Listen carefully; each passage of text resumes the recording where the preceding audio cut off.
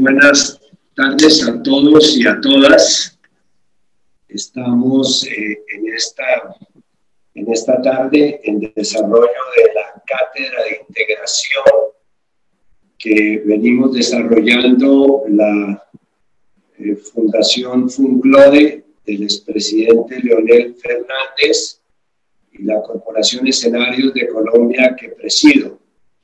Esta cátedra pretende desarrollar temas que tengan interés para la región iberoamericana. Hasta el momento hemos celebrado 6 reuniones de esta cátedra, 2 en la ciudad de Madrid, una en la ciudad de Cartagena, una en la ciudad de Santo Domingo, y ahora nos complace hacer nuestro segundo encuentro virtual. Para esta tarde hemos escogido un tema de mucha actualidad, que es el tema del financiamiento de la pandemia. ¿Cómo se financia la pandemia? Y para desarrollar este tema contamos con la participación del expresidente Leonel Fernández, del don Sebastián Nieto Parra, jefe para América Latina y el Caribe del Centro de Desarrollo de la OSDE, y de la doctora Cecilia Todesca, graduada en Economía en la Universidad de Buenos Aires, magíster en Administración Pública en la Universidad Columbia. Más adelante daré datos de nuestros 2 invitados externos. Para comenzar este ciclo, podríamos hacer una sencilla reflexión. Quizá la pregunta más importante que nos queda de la pandemia, sin que ella todavía haya terminado, es quién va a pagar los costos sociales de la pandemia. ¿La van a pagar las víctimas de la pandemia a través de reducciones de sus salarios, reducciones de extensiones del plazo de las pensiones, recortes en la inversión social, o la van a pagar otros sectores, inclusive beneficiarios de la pandemia, como sería, por ejemplo, el caso de los monopolios digitales o de algunas grandes empresas farmacéuticas? Y si ello es así, ¿qué cambios habría que hacer en las políticas económicas para poder conseguir el financiamiento de una pandemia que en términos económicos, según las estadísticas recientes, podemos estar hablando de un 10 o 12% del Producto Interno Bruto de cada país, y en términos de tejido social estaríamos hablando de 45 millones de desempleados, más de 30 millones de nuevos pobres absolutos y un retroceso en nuestros planes de avance social de más de 15 años. Por supuesto, algunos sectores se han estudiado distintas fórmulas para la financiación de la pandemia. Una de ellas puede ser el refinanciamiento de la deuda externa o inclusive la moratoria de ella, como se está en este momento intentando en la Argentina. Otra salida tiene que ver con una reforma tributaria que coinciden todos los analistas, por lo menos los más progresistas, en señalar que debe ser una reforma no regresiva, sino una reforma progresiva. Es decir, que paguen más los que tienen más posibilidades y no recurrir nuevamente a la extensión del impuesto al consumo o inclusive a los impuestos mayores para la clase media. Y de la misma forma se ha hablado de unas políticas económicas distintas. Quizás esta sea la oportunidad, como señala Piketty, en un momento histórico como este tránsito de la pandemia a la pospandemia, para hacer revisiones de fondo en las políticas económicas actuales, demasiado contracíclicas, en las políticas productivas demasiado extractivistas, e inclusive para plantear unos nuevos horizontes en materia de arquitectura financiera regional. Se necesita una arquitectura financiera más acorde con las necesidades de financiamiento de corto y de largo plazo. Y un tema que quizás es el que va a desarrollar con mayor talento que el mío, el expresidente Leonel Fernández, tiene que ver con un replanteamiento de los temas de la cooperación internacional. ¿Qué papel va a jugar la cooperación internacional, que hasta el momento, valga la verdad, ha sido un poco egoísta y ha concentrado a cada país en la solución de sus propias condiciones de supervivencia? Para explorar estas alternativas, estos caminos, estas salidas, pues hemos querido entonces invitarlos a esta reflexión. Vamos a tener unas reglas mínimas.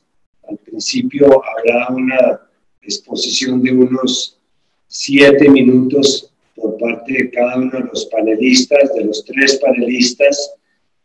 Posteriormente habrá si hay necesidad, una contrapregunta sobre algunos temas que pudieran quedar en el aire, y finalmente habrá un espacio para las preguntas de las personas que hoy día se están conectando.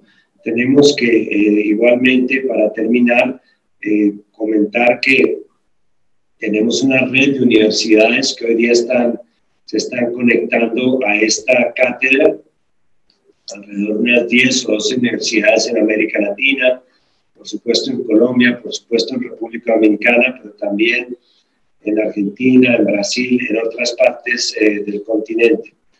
Sin más prólogos, entonces comenzamos este ejercicio y le quiero ofrecer la palabra a mi colega y amigo Leonel Fernández, un líder político intelectual de República Dominicana, profesor de varias universidades, un amante de la lectura y poseedor de una biblioteca realmente envidiable. Nos da envidia de la mala conocer y estar en su biblioteca. Ha sido presidente de su país por 3 periodos, fundador y presidente de la Fundación Global Democracia y Desarrollo, como ya les decía. Actualmente pertenece a varias agrupaciones internacionales y es presidente del partido La Fuerza del Pueblo. Leonel, tiene la palabra por 7 minutos. Bien, muchas gracias, Ernesto. Muy agradecido una vez más por esta amable y gentil invitación que me formula para participar en este encuentro. Un saludo también cordial a mis colegas de panel, a la doctora Cecilia Todesca, así como a Sebastián Parra, ¿no?, a quien aprovecho para felicitar con motivo del 60 aniversario de la creación de la OCDE, de manera que es motivo justamente para poder celebrar. Bueno, y yendo a nuestro tema, pues diría que el diagnóstico de consenso es que se trata de la crisis más profunda y más severa que se ha experimentado desde los tiempos de la Gran Depresión. En el caso específico nuestro de América Latina, con el 9% de la población mundial, hoy día tenemos el 33% de los fallecidos y tenemos el 20% de los infectados también a escala internacional. De manera que para nosotros esta crisis, que tiene múltiples efectos, porque es una crisis sanitaria, pero es también una crisis económica, es una crisis social, en fin, una crisis de múltiples dimensiones. Para enfrentar la crisis hemos tenido como protagónicos, en primer lugar, los estados nacionales. Han sido los gobiernos en América Latina los que han reaccionado en primer lugar para enfrentar la crisis. Y lo han hecho fundamentalmente aplicando políticas anticíclicas, como bien ha expresado Ernesto. Ahora han asumido este rol de combatir la pandemia en sus diversas manifestaciones, viniendo de una situación muy precaria, porque ya desde el año 2015, en el último lustro, ¿no?, la situación económica de América Latina estaba muy precaria. El crecimiento en esos 5 últimos años era de tan solo 1,2% del PIB. De manera que en realidad América Latina estaba con antelación al impacto de la COVID-19 en una situación de escaso crecimiento económico y además con serios problemas sociales, situación de protestas continuas en distintas partes de la región y por tanto no en condiciones o circunstancias halagüeñas. De manera que en ese contexto es que se encuentra con la situación del COVID-19 y frente a eso tiene entonces que reaccionar incurriendo en un incremento del gasto público, en un contexto a su vez en que hay una disminución notable de los ingresos fiscales. De manera que bajan los ingresos y se aumentan los gastos. Hay una disminución del comercio internacional muy notable, tanto el comercio intrarregional latinoamericano como el comercio exterior. Una disminución de las inversiones extranjeras para América Latina. Hay una caída de los precios de los commodities, con excepción tal vez del oro y algunos metales, pero en general los precios de los commodities también disminuyen. En el caso nuestro, en el Caribe, República Dominicana, hay una caída sensible, notable del turismo, por consiguiente también una disminución del tráfico aéreo. Vamos sintiéndolo por una disminución también de las remesas. Países como los nuestros dependen mucho de las remesas y por consiguiente esa disminución ha afectado sensiblemente el buen funcionamiento de la economía en sentido general. De manera que los gobiernos han tenido que reaccionar aumentando el gasto público en ese contexto ya de precariedad antes de la pandemia y agudización de la crisis como consecuencia de la pandemia.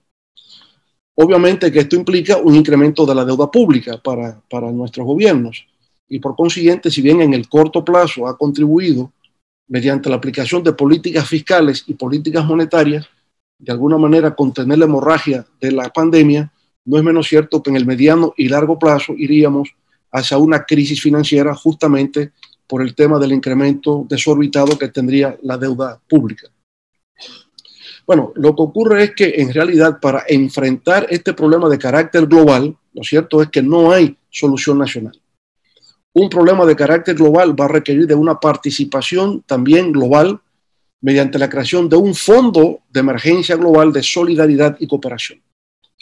Lamentablemente, a pesar de la retórica que se ha expresado en esta dirección, primero lo hizo el G20 en su reunión de marzo, bajo la presidencia de Arabia Saudita, en el sentido de proceder a dotar de recursos a los organismos multilaterales financieros con fines de poder atender las demandas de los distintos países, sus requerimientos, para de manera eficaz poder enfrentar el tema sanitario, así como los problemas de desempleo, problemas de pobreza y temas de protección social que resultaban tan imprescindibles ante la nueva realidad planteada.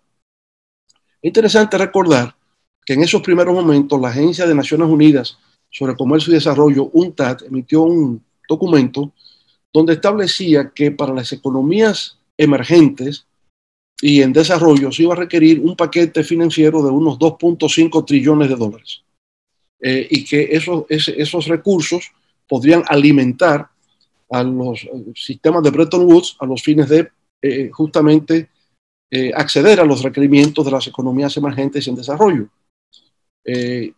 Ya habíamos visto que en Estados Unidos la reacción frente al problema fue de unos 5 trillones de dólares y que en el caso de Europa, la Unión Europea emitió recursos equivalentes a 1.7 trillones de euros.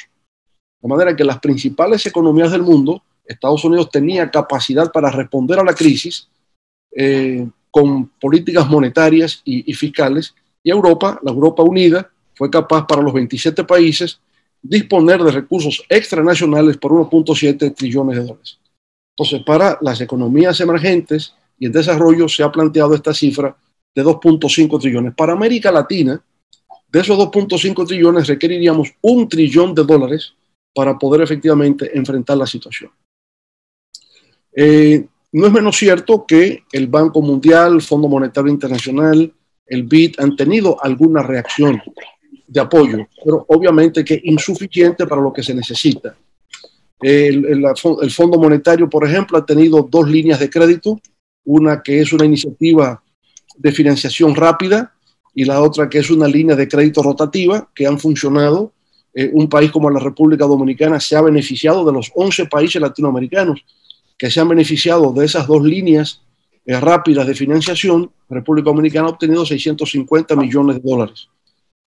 Otros países por igual sumas importantes, pero insisto, insuficientes frente a lo que se demanda en estos momentos. Entonces, el tema es que la cooperación internacional no ha estado a la altura de lo que se requiere para que los países puedan efectivamente, sobre todo ahora en que estamos en el principio del fin de la pandemia, porque el hecho de que ya se haya iniciado el proceso de vacunación nos indica que estamos en el principio del fin, puesto que la raíz de la crisis es sanitaria, y ya luego entonces iniciar este proceso de reactivación gradual que nos pueda llevar a una recuperación que todo indica que será duradera en el tiempo, porque si la crisis financiera global del 2007-2008, que se convirtió en una recesión global, ha durado una década para lograr la plena recuperación, esta crisis, que es mucho más aguda, es mucho más grave que la crisis financiera global, pues obviamente hay que pensar que tendrá una recuperación muy larga y que va a requerir, en todo caso, de la cooperación internacional mediante un fondo de solidaridad. Muchas gracias, Leonel. Interesantes conceptos para este abrebocas. Ahora vamos a escuchar la presentación de Cecilia Todesca. La conocí a Cecilia en una magnífica exposición que hizo en el Grupo de Puebla en Buenos Aires hace ya va a ser un año. Ella es, como ya decía, licenciada en Economía, tiene su máster en Columbia University, ha trabajado en la Fundación de Investigaciones para el Desarrollo FIDE y luego en el Banco Central. Participó en la fundación del Grupo Callado, un think tank liderado por Alberto Fernández. Actualmente es vicejefe de gabinete de ministros y seguramente muy pronto podrá ser parte del gabinete económico del presidente Fernández. Tiene todas las condiciones personales y profesionales para eso. Bueno, Cecilia, te escuchamos y que nos cuentes también un poco la experiencia de lo que se está viviendo en este momento en la Argentina. Muchísimas gracias por la invitación, un honor compartir el panel con el doctor Fernández y con el doctor Nieto Parra.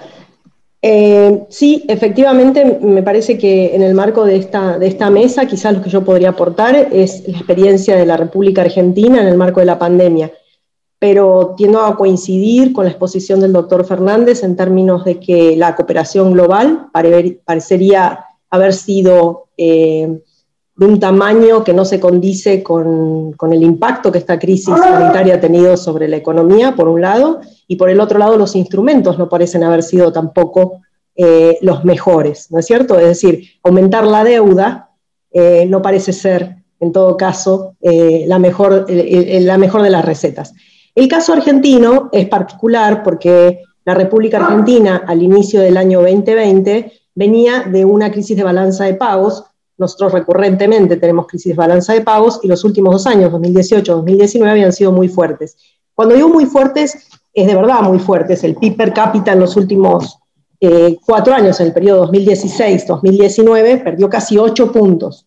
La inversión se redujo hasta 17 puntos del PIB, que es el dato más bajo de la última década. La pobreza aumentó 10 puntos porcentuales en ese periodo, producto de los procesos de devaluación y aumento de los precios, en particular de los precios de los alimentos. Y en ese contexto se perdieron una cantidad muy importante de trabajos formales e informales, y también hubo una caída sensible del salario real y de las jubilaciones, casi 18 puntos en los dos casos. Entonces la Argentina ingresa al momento en el que cae la pandemia con una situación macroeconómica de muchísima fragilidad. Los mercados internacionales estaban cerrados, la Argentina había solicitado un préstamo al Fondo Monetario Internacional en el año 2018, el más grande de la historia del Fondo Monetario Internacional, les debemos 44.000 millones de dólares, es decir que teníamos el resto de los mercados internacionales cerrados, y además durante el último año, el 2019, el país había entrado en problemas para pagar su propia deuda emitida en pesos y había hecho una suerte de, el verbo que se usó aquí es reperfilar, una especie de reestructuración que lo que hizo fue patear los vencimientos en pesos desde la última parte del año 2019 al primer semestre básicamente del 2020. Pero quizás yendo un poquito hacia atrás, cuando el presidente Alberto Fernández inicia el gobierno, nosotros ya teníamos un diagnóstico de lo que la crisis de la balanza de pagos que había experimentado la economía había producido sobre la sociedad y la economía. Y ahí, rapidito, hicimos un proyecto de ley que luego fue aprobado por el Congreso durante las últimas 2 semanas de diciembre del año pasado, que es importante traer a cuenta, es la Ley de Solidaridad Social y Reactivación Productiva. ¿Por qué voy a este detalle? Porque nosotros allí lo que hicimos fue recuperar un punto del producto en impuestos progresivos, particularmente recuperando la alícuota de bienes personales, que es el impuesto sobre los patrimonios de las personas, y poniendo en juego un nuevo impuesto, que es el impuesto país, que se aplica sobre las compras de moneda extranjera.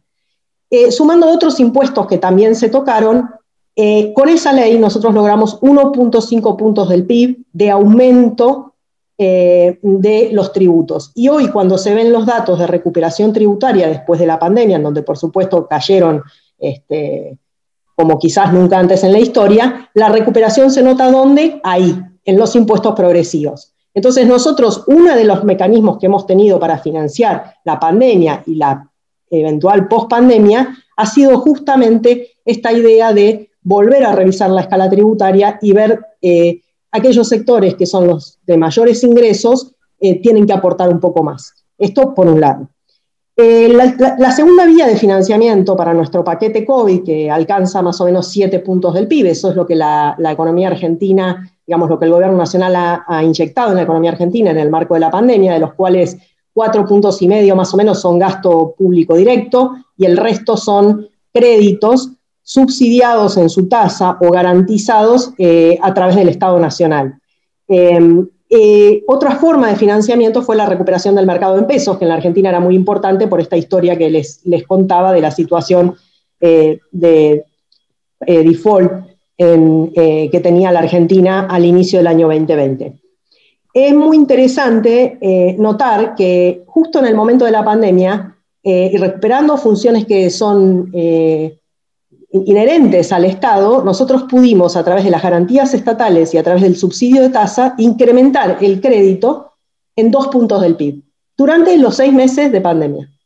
Y por último, el Congreso aprobó, hace muy poco, se promulgó, creo que entre mañana y pasado, un aporte extraordinario de las personas, un impuesto por única vez, para las personas de más patrimonio en la Argentina. Eso, las estimaciones, todavía hay que verlo en funcionamiento, pero las estimaciones dicen que esto será un aporte en torno entre 0,7 y 0,9 del PIB, por única vez. Entonces, en cuanto al financiamiento, la Argentina tuvo que financiarse, digamos, con lo que tenía.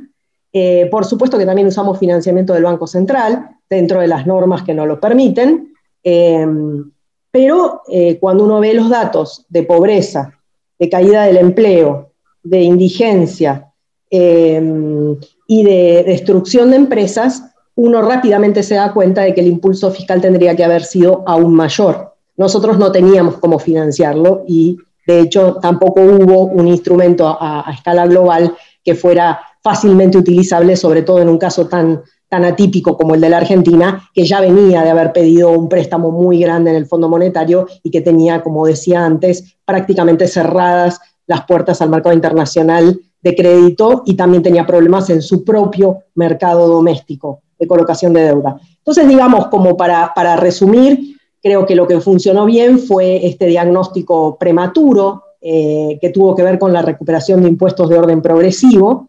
No sabíamos en ese momento que iba a venir la pandemia, pero hoy, como vemos, cuando se recuperan la recaudación, esa recuperación de la recaudación está lógicamente atada a el poder de aportar fondos de quienes tienen este mayor patrimonio. Y eso me parece que ha sido una buena política. Y la segunda, de poner de nuevo al gobierno nacional en juego en términos del crédito productivo, más allá, por supuesto, de las políticas sanitarias y todo lo demás. La verdad es que no miré error mío, no miré el horario, pero creo que debo estar por ahí dentro de mis 7 minutos. Además, el doctor Fernández fue súper prolijo, con lo cual yo no me querría pasar de mi tiempo. Muchísimas gracias. Además, estuvo muy interesante y se pasó muy rápido el tiempo. Sebastián Nieto Parra, que es compatriota mío, está a cargo del informe Latin American Economic Outlook, de los estudios multidimensionales sobre América Latina y el reporte de estadísticas tributarias de América Latina y el Caribe de la Organización para el Desarrollo OCDE. Anteriormente trabajó como economista senior para América Latina en el Grupo Santander, fue funcionario del Banco Central y del Ministerio de Hacienda de Colombia. Es claro que hay un especial interés, Sebastián, en conocer, además de todas las opiniones sobre estos temas. Si pudiera hablarnos algo sobre el tema de la cooperación internacional. Hay unas metas que se fijaron en algún momento para graduar la cooperación internacional en términos del Producto Interno Bruto. 0.7. Como 0.7, creo que es actualmente la meta, digamos, lo que se ha conseguido realmente, muy distante de la meta que se fijó en algún momento para ayudar a todos los países en desarrollo. Creo que eso podría ser, además de todas sus opiniones sobre estos temas, de muy valiosa consideración en este momento. Tiene entonces la palabra Sebastián. Muchas gracias, expresidente de Samper. Un saludo muy especial también a Leonel Fernández, con quien hemos trabajado ya desde larga data con la OCDE y acercar cada vez más nuestros trabajos con República Dominicana, y un placer también estar con Cecilia en este panel. Primero que todo, pues señalar que estamos viendo una crisis sin precedentes, totalmente histórica para América Latina, y va a ser la región que menos va a crecer del mundo emergente y en desarrollo. Entonces, sabemos que es una crisis global, la cual estamos enfrentando, pero además de eso, pues América Latina es la región más afectada del mundo emergente. Y sobre todo, pues cuando vemos las cifras de crecimiento de PIB, pues son alarmantes, y es prácticamente unas cifras generalizadas de recesión, donde en promedio tendremos una América Latina en un crecimiento del menos 8% o en menos 9% para este año, de acuerdo a diferentes previsiones. El choque es asimétrico, está afectando a los más vulnerables. Estamos hablando que en particular las microempresas van a estar muy afectadas. Estamos hablando de un cerca del 20% de microempresas que pueden caer en quiebra.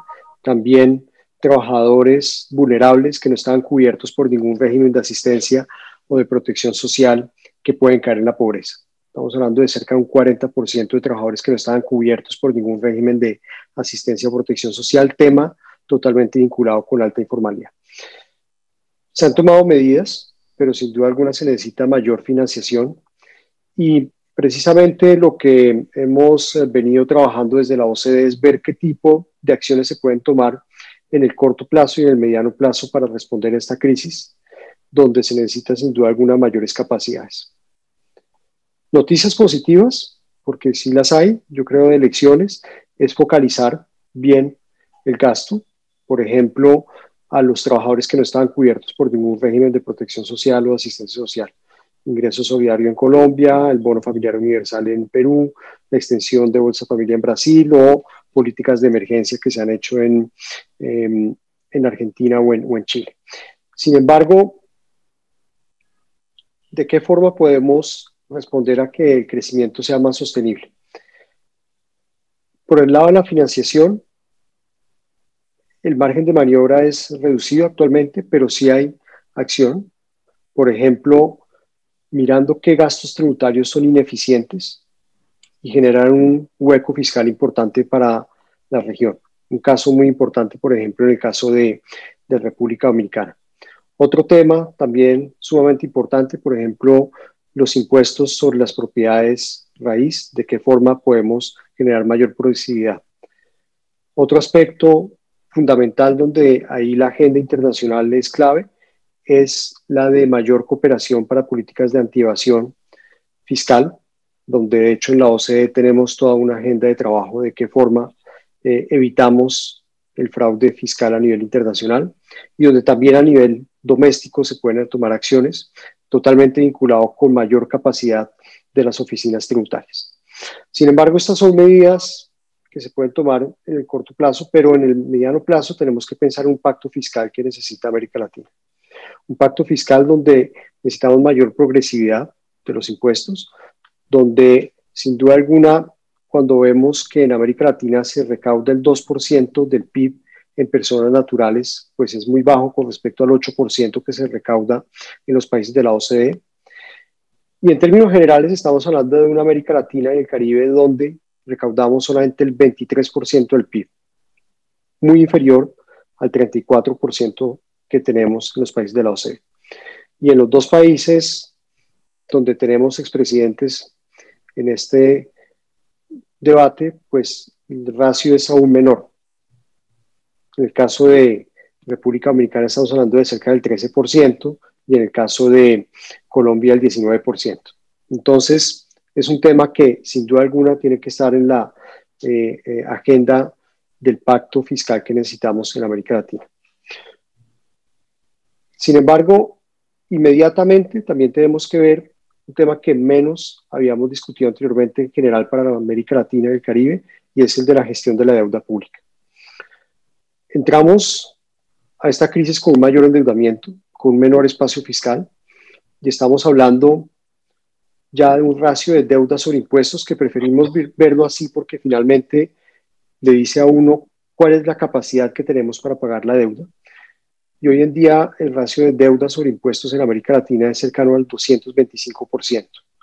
Ha aumentado en cerca del 50 puntos porcentuales con respecto a la crisis del 2007. Y en algunos países prácticamente se ha triplicado este ratio en los últimos años. Por ejemplo, en el caso de República Dominicana, donde hoy en día estamos hablando de cerca de 300% de deuda sobre impuestos. Entonces, para responder a esta crisis necesitamos soluciones globales. Es un choque exógeno que entró a América Latina y para esto son soluciones coordinadas, donde algo que ya mencionaba el expresidente Samper, tenemos que ir más allá del PIB per cápita y donde tenemos que involucrar a las economías de ingreso medio en todos los diálogos que estamos teniendo. Y precisamente es algo que nosotros llamamos desarrollo en transición, y es ver de qué forma precisamente a medida que avanzamos en nuestra senda de desarrollo necesitamos un tipo de cooperación internacional diferente. Un tipo de cooperación internacional donde también sea experiencias compartidas, donde también hay un diálogo de prácticas, pero en este momento, respecto a la deuda pública, necesitamos sin duda alguna mayor coordinación y ver qué tipo de ayuda se necesita. Y ahí pues tenemos las Américas Latinas. Tenemos las Américas Latinas en qué tipo de ayuda necesitamos. Tenemos algunos países donde tenían ya un riesgo de insolvencia importante, en el caso de Argentina o en el caso de Ecuador, antes de entrar a esta crisis, y donde satisfactoriamente se llegó a una negociación de la deuda. Ya Cecilia lo comentaba para el caso de Argentina. Tenemos otros países donde el riesgo de insolvencia es ahora muy alto debido al choque de esta crisis, pensando por ejemplo en los países del Caribe, y donde los acreedores no necesariamente son acreedores privados, son acreedores públicos. Entonces, ¿de qué forma ayudamos a las economías del Caribe? Otros países donde sí tienen acceso a los mercados financieros, pero a un alto costo, y donde el riesgo de crisis de deuda soberana es muy alto en 2021, debido al riesgo soberano que se le está ya cobrando a estos países. Un tema que si tenemos tiempo sería muy útil de hablar también es el de las agencias de calificación. ¿Cuál es el papel que tienen las agencias de calificación en este momento con un carácter totalmente procíclico? Y ahí pues se necesitan soluciones coordinadas donde no es solamente entre gobiernos, pero también con los acreedores privados y con los organismos internacionales, con soluciones más agresivas de las actuales. Y desde la OCDE, pues en las reuniones del G20 hemos insistido mucho en esto, que tenemos que ir más allá de los ingresos bajos o países de ingresos bajos.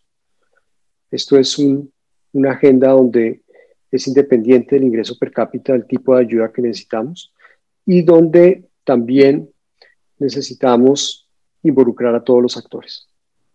Sin esto va a ser muy difícil llegar a un crecimiento sostenible. Como decía anteriormente, es un choque exógeno, un choque global, y para esto necesitamos soluciones globales, además de una agenda local que por supuesto es importante en América Latina en este momento. Sebastián, muy amable, muy interesante los ratios y los índices. Vamos ahora a una segunda ronda. Para esta ronda vamos a tener cada expositor unos 5 minutos. Yo les voy a mostrar este papelito que cuando lleguen 4 minutos, de tal manera que puedan redondear su idea. Ustedes saben que en estas vías digitales el tiempo es oro. A mí me parecería interesante que Lionel en esta segunda parte concrete los términos de la propuesta del Fondo de Cooperación Internacional que ha venido ya planteando. ¿Cuál sería concretamente el mecanismo a través del cual podríamos darle, como bien señalaba Sebastián, un giro a la cooperación, partiendo de la base de que esta cooperación ha sido bastante egoísta durante la época más crítica de la pandemia, ya el mercado de respiradores y elementos sanitarios cerrado, cada país defendiendo sus fronteras, una especie de xenofobia pandémica. Es decir, yo creo que no son las mejores lecciones, con excepción de la encíclica del Papa Francisco de Tutti Fraterni. Creo que no ha habido como un mensaje claro de cooperación. No sé si sobre este tema pudiera Lionel hacer una exposición más concreta de cuál sería el mecanismo en el cual estás pensando para el tema de cooperación financiera internacional. Sí, pienso, Ernesto, digamos, en este consenso que tenemos los panelistas acerca del diagnóstico de la realidad y el hecho de las precariedades que tienen los estados nacionales para enfrentar la magnitud y la escala de la situación de la pandemia.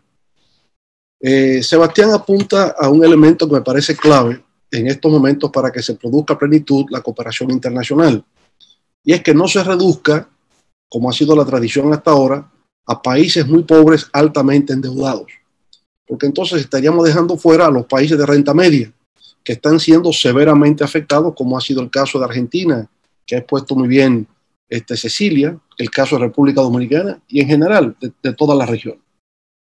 Entonces, el primer elemento es que todos los sectores estén involucrados y de que efectivamente se pueda ampliar el sentido de la incorporación de los países de renta media. Pero en segundo lugar es que desde la primera reunión del grupo de G20 en marzo se estableció el marco en el cual debería producirse esta cooperación internacional. Lo que queremos ver es cómo se pasa de la retórica a la acción. Cuando uno revisa la declaración conjunta del G20 de marzo y ahora repetida en octubre, está la idea de una real cooperación solidaria, ¿verdad?, con los gobiernos nacionales a los fines de poder enfrentar el tema de la pandemia. Incluso el G20 ha hablado de inyectar la economía global con unos 10 trillones de dólares. Entonces uno se pregunta, bueno, esa oferta que se ha hecho, ¿dónde está? El problema es entonces, como ha dicho el secretario general de Naciones Unidas, Antonio Guterres, de que podamos convertir esa promesa que se ha formulado a través del G20 en un hecho concreto, un hecho particular. ¿Cómo lograrlo? Entonces la idea nuestra es que se pueda construir un fondo global, sería un fondo de cooperación y solidaridad. ¿Cómo podría construirse? Bueno, ciertamente habría que tomar en cuenta primero cuáles son las necesidades, y estamos hablando de necesidades de tipo sanitaria y toda la que estamos pensando aquí de carácter económico y social. En fin, poder atender necesidades que permitan a los países cumplir con los objetivos de desarrollo sostenible. Ese sería, digamos, el marco referencial. La meta es que podamos continuar con las prácticas y políticas de reducción de la pobreza, de hambre cero, de acceso a una educación de calidad, de acceso a servicios de salud que puedan preservar, garantizar la salud, ¿verdad? Agua potable, vivienda, en fin, los 17 objetivos de desarrollo sostenible. Entonces, decíamos previamente que para América Latina el paquete puede ser de un trillón de dólares. Bueno, ese trillón de dólares, para establecer una cifra en concreto, debe ir para recapitalizar los organismos financieros multilaterales. En este caso estaríamos hablando del Fondo Monetario, del Banco Mundial, Banco Interamericano de Desarrollo, sería también a la CAF como Banco de Desarrollo Latinoamericano y al Banco Centroamericano de Integración Económica. Yo creo que ahí está el conjunto de bancos de desarrollo de la región que podrían beneficiarse de una recapitalización con estos fondos generados a través del sistema financiero global y canalizado a través del G20.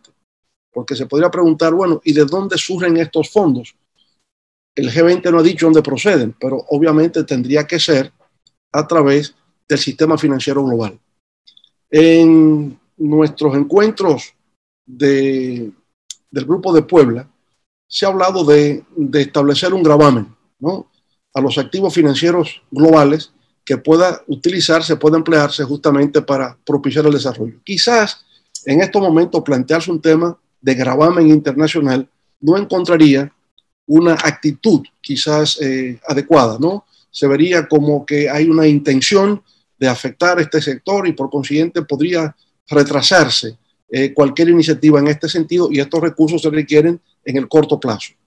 Entonces, en lugar de establecer un impuesto Tobin o un impuesto de otra categoría a las transacciones financieras internacionales, yo diría, de los 70 trillones de dólares que representan los activos financieros globales, el poder establecer por un año un 0,5% de los intereses que generaría, y que eso se ha traspasado para nutrir el fondo el Fondo Global de Desarrollo a la Cooperación y a la Solidaridad.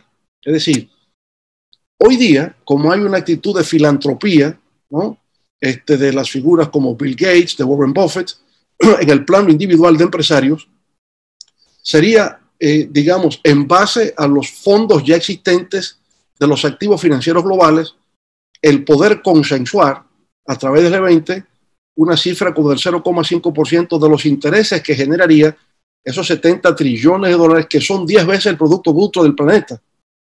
Por lo tanto, yo creo que eso podría efectivamente entonces canalizarse a través de los organismos financieros internacionales y ser desglosados en términos de ayuda a los bancos centrales, por un lado, y apoyo a ejecución presupuestaria, que lo hace perfectamente el Fondo Monetario Internacional continuamente. Es decir, el fondo canaliza recursos para atender problemas de balanza de pagos, por un lado, pero también para cumplir con apoyo presupuestario. Entonces, en el apoyo presupuestario estarían todas las medidas para reactivar el crecimiento, para generar el empleo y para volver a una situación continua que permita enfrentar los objetivos de desarrollo sostenible. Creo que aquí hay un marco general de cómo podría procederse a financiar la recuperación económica de mediano y largo plazo en la región. Muy interesante, Leonel, y además de alguna manera plantea una lección que no vamos a desarrollar aquí, pero y es que la región tiene que volver a pensar seriamente en la integración regional. Nunca había sido tan necesaria la integración como ahora, y nunca habíamos estado tan desintegrados como ahora. Cómo recuperar ese sentimiento de integración colectiva, pues de alguna manera está implícito en estos mecanismos de recapitalización de los organismos financieros regionales que está proponiendo el expresidente Leonel Fernández. Hay un tema que ha sido planteado en el desarrollo de esto, Cecilia, lo dijo Leonel, ¿cuáles pueden ser las circunstancias que han conseguido, infortunadamente, que siendo nosotros una región que representa el 8% de la población del mundo, hoy día tengamos el 30% de los contagios y de la pandemia? Una de las respuestas que he escuchado frente a esta perplejidad es la de que tenemos unos sectores sociales, como bien lo mencionaba Sebastián, muy grandes, sectores informales, en que la gente vive en condiciones de hacinamiento, tiene que transportarse, transporte público, no tiene fácil acceso a la salud, hemos privatizado también en muchos países los sistemas sanitarios. Y una de las propuestas que se han escuchado es la de establecer una renta básica, es decir, establecer una especie de subsidio monetario para algunos, un subsidio monetario universal, para otros, dentro de los cuales me cuento, sería un subsidio focalizado para subir el piso desde el cual vamos a comenzar a recuperar el terreno. ¿Cuál es el papel que juega este tema de informalidad, los mecanismos sociales de focalización dentro de una propuesta para salir adelante de la pandemia? No sé si quieran hacer alguna referencia a esto, Cecilia. Sí, en Argentina durante los meses más fuertes de las políticas de de aislamiento y distanciamiento social, se dio la discusión en torno a una renta universal. El caso argentino quizás en este sentido sea un poco diferente al de otros países de la región, porque nosotros en Argentina de hecho tenemos, tanto en el caso de los niños y las niñas como en el caso de los adultos mayores, una cobertura de índole universal. En Argentina el 92% de las personas en edad de jubilarse están jubiladas, con independencia de si han podido aportar al sistema o no lo han podido hacer. Y en el caso de los niños y las niñas, tienen asignaciones familiares, si sus padres trabajan en relación de dependencia, y si no, existe un programa bastante extendido que se llama Asignación Universal por Hijo o Hija, y esto son el mismo tipo de prestaciones para las personas que están desempleadas o que participan en el mercado de trabajo informal.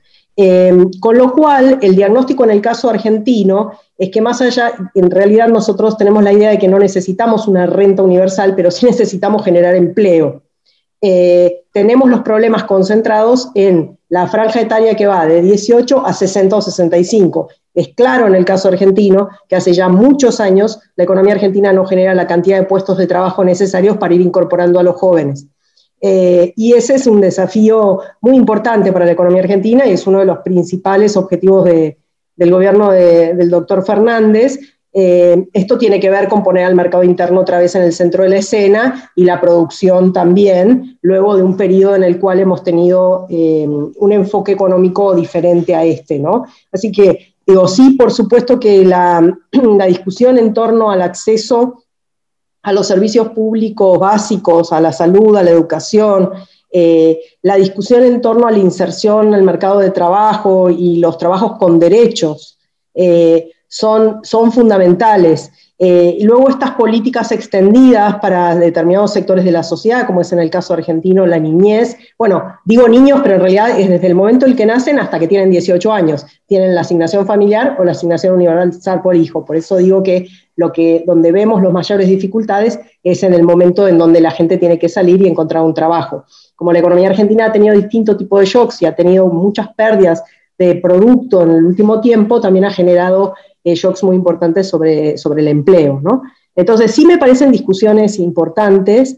Creo que un poco como le tomo la frase a Alicia Bárcena, ¿no? Que dice igualar para crecer. Digamos, si hay algo que dejó bien claro la pandemia es que todas las brechas que tenemos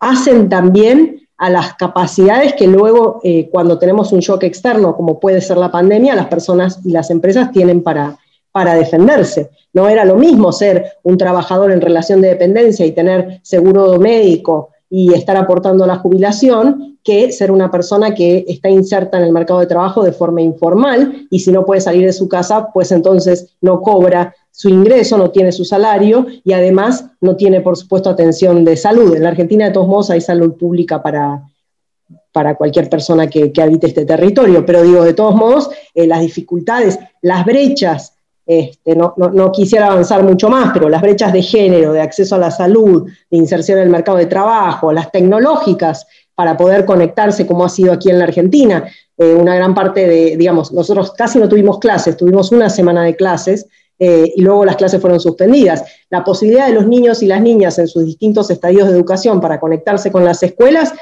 dependía de su posibilidad de tener acceso a datos o acceso a una red de internet y tener los dispositivos para hacerlo. Y por supuesto eso no es equilibrado en todo el territorio de la República Argentina. Con lo cual, bueno, ahí hay una agenda de mediano y largo plazo importantísima, ¿no? Es decir, todas las deficiencias, todas las brechas, todas las desigualdades en la pandemia están puestas sobre la mesa y la verdad son para que uno se muera de vergüenza, ¿no? Muy interesante, Cecilia. Inclusive el último tema que mencionas es un tema que le quita uno el sueño, que es el tema de la brecha digital. Nosotros teníamos brecha de género, la brecha laboral, la brecha étnica en algunos países, pero aquí sin duda hay una brecha digital. El 46% de los latinoamericanos no tienen herramientas digitales, o si las tienen, no tienen posibilidades inmediatas de conexión. Eso hace que se convierta la brecha digital en un mecanismo de reproducción de la pobreza. Es decir, que vayan con este tema del teletrabajo, la teleeducación, la telemedicina, de alguna manera estas condiciones de desigualdad que ya vivimos. Pero quisiera que exploráramos, para finalizar un poco más con Sebastián, este tema que está rondando sobre las reformas tributarias que se deben hacer. Aquí en Uruguay consideramos un paquete tributario que propusieron 32 economistas muy concentrados en el tema tributario, entre los cuales estaba pues Stiglitz, Piketty, el mismo José Antonio Campo y Brugman, en los cuales se hablaba de el ideal de poder llegar a tener una tasa de renta mínima global, pero sobre todo había un aspecto que Sebastián mencionó que no se ha considerado suficientemente, y es el aspecto de la evasión internacional de los impuestos. Aquellas empresas que hacen las utilidades en un país y pagan impuestos mínimos en paraísos fiscales, para los cuales se ha propuesto pues, mecanismos antievasión, como por ejemplo esta tasa mínima de renta global, o sistemas de seguimiento a través de inteligencia financiera. ¿Qué ha trabajado la OECD sobre este tema de control de evasión multinacional, especialmente las grandes compañías digitales y las grandes compañías transnacionales que han montado cadenas de valor que les dan la posibilidad a través de la integración de evadir estos compromisos fiscales que nos interesan a todos como países? Pues es una agenda muy importante, sin duda alguna, porque para nosotros, en la OCDE y en particular de lo que hemos visto en el caso de América Latina, estamos frente a una trampa institucional donde un aspecto fundamental es la baja moral tributaria, es decir, la baja capacidad que tienen los diferentes actores a pagar los impuestos, de acuerdo a la credibilidad que se tiene de los estados. Y detrás de eso hay un tema vinculado con el gasto, de qué forma hacemos el gasto más efectivo, hacemos un gasto más focalizado, podemos responder con mejores servicios públicos, pero también está totalmente alineado con la alta evasión fiscal que puede existir en América Latina y donde hay un tema a nivel local, pero también a nivel internacional. Voy a empezar con la agenda internacional que estamos llevando en la OCDE y que creemos es sumamente importante para América Latina. Hay una agenda que ya empezamos hace varios años, se llama BEPS, que es precisamente de qué forma evitamos la evasión de las empresas multinacionales y que paguen sus impuestos donde los beneficios se hacen. Esto es algo que estuvimos muy alineados, por ejemplo, con todo el caso de los Panama Papers, donde estuvimos trabajando muy de la mano con diferentes gobiernos y donde hoy en día tenemos más de 100 países que están alineados con la agenda de BEPS.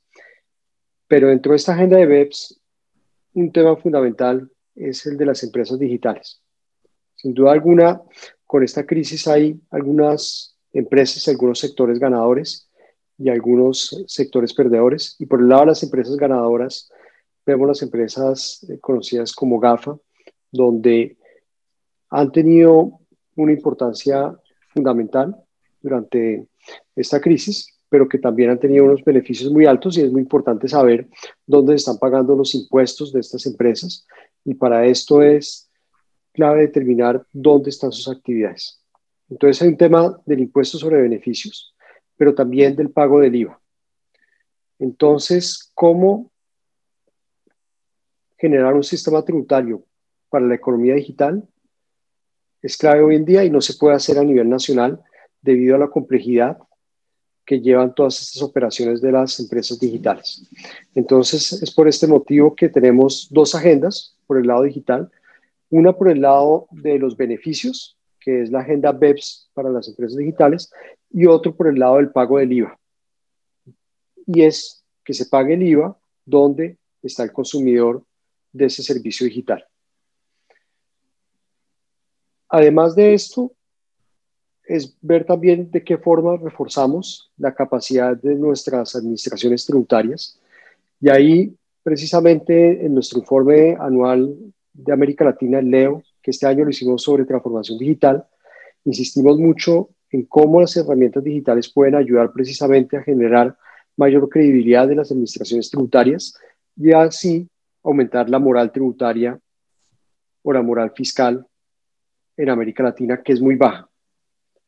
Es una paradoja, pero tenemos una América Latina donde, como decía anteriormente, el ratio de impuestos sobre PIB es bastante bajo. Estamos hablando del 23% del PIB, mientras que en los países de la OCDE el 34% del PIB, pero la moral tributaria, es decir, si uno se siente contento con pagar impuestos, esa moral tributaria es mucho más baja que lo que tenemos en los países de la OCDE. Entonces no es un tema de cantidad ni de tasas, sino de credibilidad de nuestras políticas públicas, y un aspecto fundamental es el de la información de la administración tributaria, que tenga mayor capacidad también para evitar la evasión fiscal a nivel nacional. Eso es algo que estamos acompañando varios países de la región, y donde, sumado con otras medidas que creo que hacen parte de un pacto fiscal, son fundamentales hoy en día. Gastos tributarios ineficientes u otras medidas que ya mencionaba anteriormente de mayor progresividad de los impuestos a personas naturales, que estaba vinculado también con algunas exenciones. Gracias, Sebastián. Sin duda el tema de la brecha digital tendrá mucha discusión hacia adelante en la calificación de la pobreza, pero sobre todo el empobrecimiento. Ya estamos terminando en este ejercicio, por el cual quiero agradecerles. Simplemente hacer una consideración antes de darle la palabra a mi colega Leonel Fernández para que él haga la despedida oficial de la cátedra. La pandemia nos deja varias lecciones. Una de ellas es que no se puede prescindir totalmente del Estado como un generador y un distribuidor de bienes sociales. Desmontar en estos momentos el Estado, especialmente en sus compromisos de ser un proveedor de bienes sociales como salud, educación, seguridad alimentaria, agua o energías limpias, sería un error histórico. Y no se puede hacer eso con unos estados raquíticos fiscalmente, con las cifras que nos ha dado en muy buen momento Sebastián. De tal manera, necesitamos empoderar fiscalmente a los estados. No es un problema solamente político, es también un problema de empoderamiento fiscal y económico. Y una segunda reflexión, quizás una moraleja: no podemos volver a lo mismo que teníamos antes de la pandemia. De esta pandemia tenemos que salir con algo distinto, con un modelo solidario distinto, con unas democracias fortalecidas, menos autoritarias, con un tejido social menos asimétrico, menos injusto, con menos pobreza. Eso debería ser una moraleja que tuviéramos todos en cuenta para lo que viene, que es la pospandemia. Son simplemente reflexiones que quedan, lecciones por aprender. Y ahora le doy la palabra al expresidente Leonel Fernández para que haga la despedida de nuestros invitados a esta cátedra, agradeciéndoles de antemano toda su participación. Sí, muchas gracias, Ernesto. Entiendo que una gran lección a tomar en cuenta en este proceso de la pandemia es que de manera cada vez más recurrente en América Latina estamos teniendo crisis que son provocadas por factores exógenos. Ya teníamos nuestros propios problemas internos, pero hemos sido sacudidos en este caso por algo absolutamente inesperado, que es esta pandemia del coronavirus, que ha representado un gran desafío, no solo para América Latina, sino para Occidente en sentido general. El hecho de que Estados Unidos se haya convertido en el epicentro de esta pandemia, que el mayor número de infectados, que el mayor número de fallecidos haya tenido lugar en la primera economía del mundo, motiva la reflexión. Y que en segundo lugar haya ocurrido en Europa, sobre todo en países como Italia, como España, como Francia, pues también yo creo que obliga forzosamente a reflexionar acerca de cómo estos países no estaban colocados a la altura de las expectativas cuando se genera el fenómeno de la pandemia. Que la pandemia ha circulado a velocidades distintas, que sale del mundo asiático, cruza hacia el Atlántico, entre Estados Unidos, Europa, y luego ha venido hacia el sur, hacia México, hacia América del Sur y hacia el Caribe en una segunda etapa. No hemos estado circulando al mismo nivel, sea, no ha habido una sincronización de la pandemia. Se ha presentado en distintos momentos y hemos tenido distintos brotes. La pandemia, afortunadamente, empieza a tener su primer gran desafío ya con el uso de la vacuna, pero queda la secuela de los problemas económicos y sociales, que, como se ha explicado aquí hoy, no tiene solución inmediata con recursos propios nacionales. Hay una situación fiscal muy grave. El promedio latinoamericano de ingresos fiscales con respecto al PIB está muy por debajo de los países de la OCDE. Y por consiguiente es algo que tenemos que plantearnos muy seriamente en el corto plazo. Se ha sugerido la idea de un pacto fiscal y yo creo que inevitablemente tendremos que ir a ese pacto fiscal, obviamente que generará un gran debate con respecto a qué es lo que se va a gravar. Nosotros creemos que debe ser un pacto fiscal progresivo, pero no todos estarán de acuerdo en la región de cómo debe ser. Un país como República Dominicana, por ejemplo, tiene algunas dificultades por su propia estructura económica. Aquí tenemos zonas francas industriales que se instalan por el hecho de que hay una exención del impuesto sobre la renta.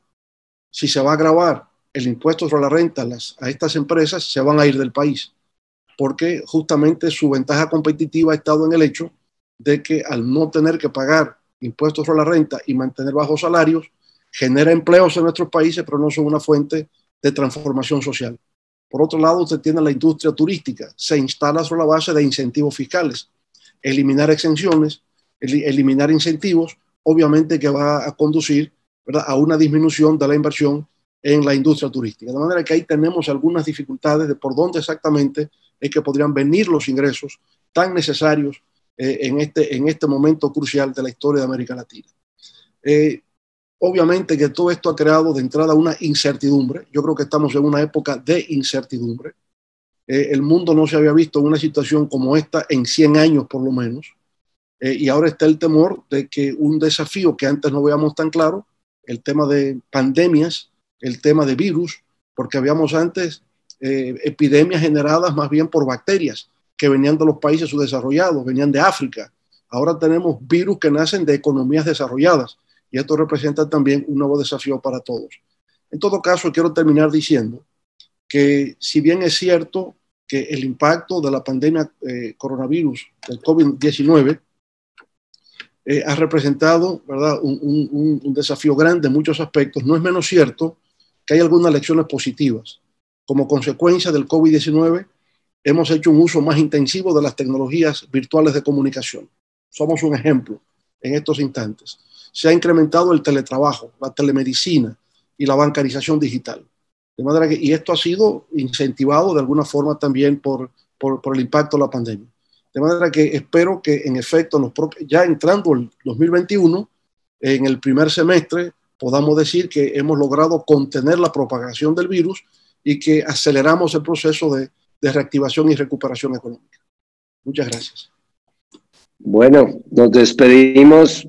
Muchas gracias a los equipos que hicieron posible logísticamente este encuentro. Saludos a Cecilia, a Sebastián, Leonel, hasta luego. No.